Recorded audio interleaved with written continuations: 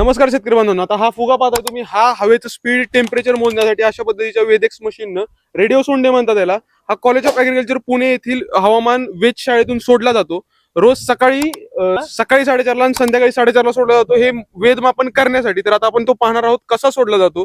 हे सुद्धा अतिशय चांगलं पाहण्यासारखी आणि माहिती आहे, ज्याच्यावरून आपल्याला वेदरचा अंदाज येणार आहे, फॉरकास्टिंग होणार आहे. ते शेतीसाठी आणि आपल्या दैनंदिन जीवनासाठी उपयोगाचा ठरणार आहे. याची height on and average 30 kilometre पर्यंत जाते आणि हे डेली सोडावं लागतं. हे मशीन परत आपण रिकव्हर करू शकत नाही. जमिनीपासून 30 किलोमीटर अंतर, प्रत्येक वेदरचं टेम्परेचर, वेदरचं विंड स्पीड, विंड डायरेक्शन, सर्व यामध्ये माहिती मिळतं. मॉनिटरिंग तो डाटा सगळा येतो आणि आपण मॉनिटरिंग करतो. आणि हे मशीन आपल्याला रोज वेगवेगळं हा, वापरावं आणि वरती गेल्यानंतर बलून एक्सपांड बलून फुटतो आणि कुठून पण इथं 30 किलोमीटर अंतर कुठे असं मैदानात मोकळं पडतं. त्याचं काय, एकदा ते पडलं एक्सपांड झालं त्याचा नो यूज, त्याचं काय हे नसतं. अतिशय इंटरेस्टिंग अशी ही गोष्ट मला आज कळालेली आहे. आणि आता आपण पाहू शकतोय, थोड्या वेळा आपण पाहणार आहे या बलून कसा वरती जातो.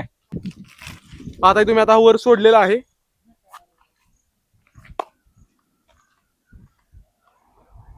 तर आता तुम्ही पाहिला अशा पद्धतीने तो बलून गेलेला आहे. आणि अशाच इंटरेस्टिंग शेती संबंधीच्या माहितीसाठी आपलं पेज नक्कीच फॉलो करा.